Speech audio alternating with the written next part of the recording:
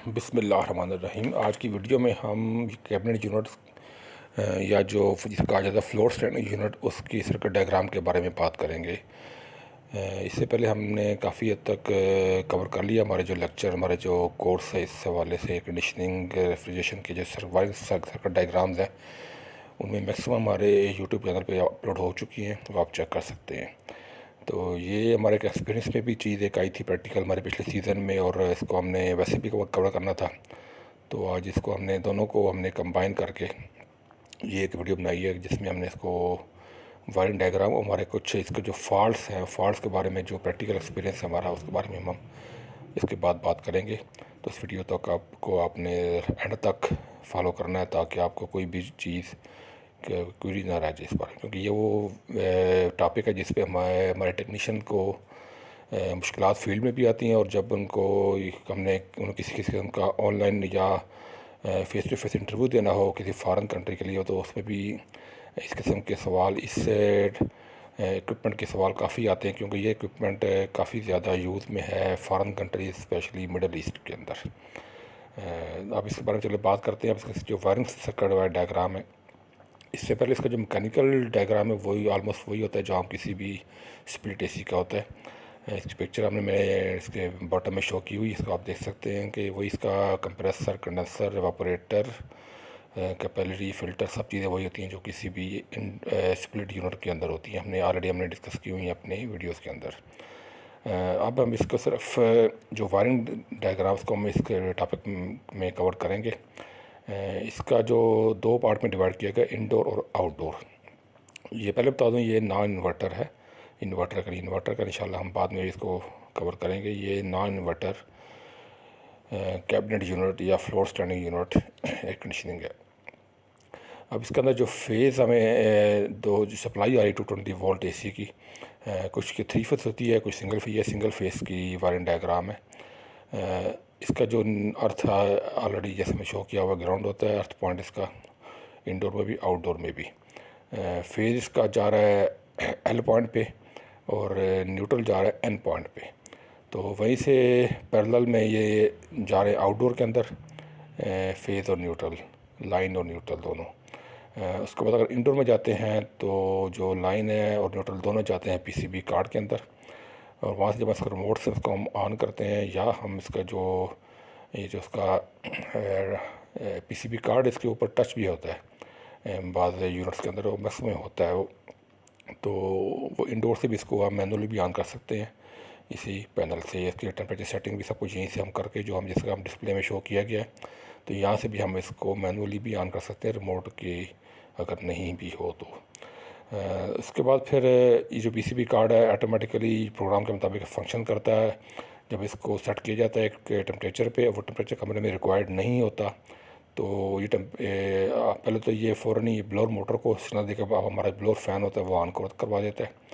उसके बाद जब सेंस करता है कमरे में टेम्परेचर ज़्यादा है, रिक्वायर्ड जो टेम्परेचर सेट किया गया है, तो ये सिग्नल देगा थ्रू आपकी जो नंबर 1 के साथ, ठीक है। नंबर 1 से आप ये सिग्नल देगा तो वो सीधा जाके इंडोर से आउटडोर के 1 में शिफ्ट हो जाएगा। न्यूट्रल लाइन ऑलरेडी वहाँ पर पहले से मौजूद है, वो आगे 2 पोल में कंडक्टर इसके अंदर मौजूद होता है, उसको ऑलरेडी वो चीज़ पहुंची होती है, फेज़ पहुंचा होता है उसके मेन पॉइंट पे, और न्यूट्रल उसके जो ऑपरेटिंग कायल होती है उसको मिला होता है। अब नंबर 1 से जब सिग्नल जाता है तो वो सीधे जाके इसकी जो ऑपरेटिंग कायल के फेज़ को जाके मिल जाता है। इससे जब हमारा 2 पोल मैग्नेटिक कंडक्टर हमारा ऑपरेट हो जाता है। जब ये ऑपरेट हो जाता है तो ये जो हमारा एल के जो हमारे ये लाइन आई हुई थी इसके मेन पॉइंट पे, वहाँ शिफ्ट होके दूसरे पॉइंट पे चल जाती है। वहाँ से फिर ये सीधा हमारे जो कैपेसिटर से ही कंप्रेसर से ही हमारे जो कंडेंसर फ़ैन को सप्लाई चल जाती है। हमारा कंप्रेसर भी ऑन हो जाता है और हमारा कंडेंसर फ़ैन भी ऑन हो जाता है।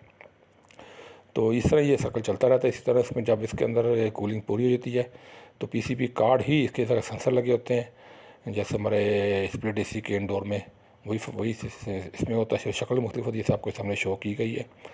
तो वहाँ से कूलिंग जब सेंस करता है तो वहाँ से ये कूलिंग ओके हो जाती है। तो ये जो इसका जो नंबर 1 पॉइंट है वहाँ से इसको ये सप्लाई कट कर देता है। इससे हमारी सप्लाई कट हो जाती है और हमारा कंप्रेसर, हमारा कंडेंसर फ़ैन दोनों बंद हो जाते हैं आउटडोर के अंदर।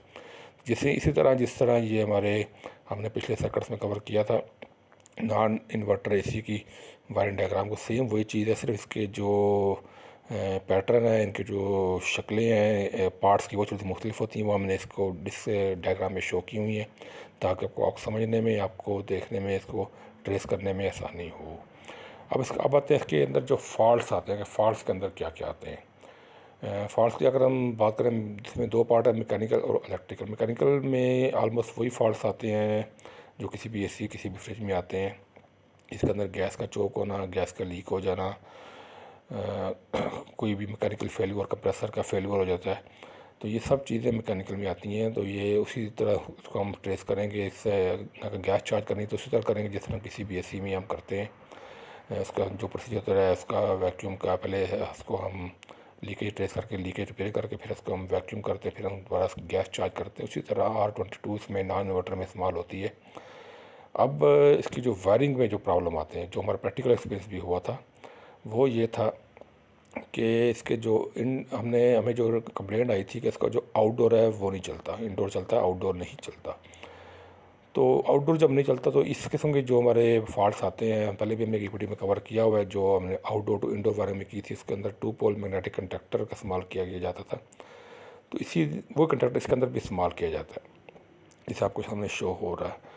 तो इसके अंदर मैक्सिमम फॉल्ट आ जाते हैं क्योंकि ये मेक ब्रेक होने से इसकी एक लाइफ होती है। तो इसकी जो पॉइंट इसके अंदर कार्बन आ जाता है, तो इससे आगे करंट पास नहीं करता है। कंप्रेसर कंडेंसर को ज़्यादा चांस ये होते हैं कि ये ख़राब होता है। हमने इसको डायरेक्ट कर चलाया तो डायरेक्ट भी हमारा कंप्रेसर और कंडेंसर हमारा नहीं चला। तो फिर हमने समय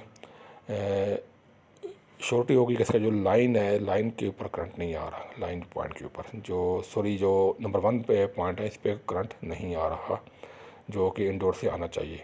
हमने यहाँ पर मैनुअली बाईपास का करंट दिया तो वो हमारा ऑपरेट हो गया, हमारा आउटडोर चल पड़ा।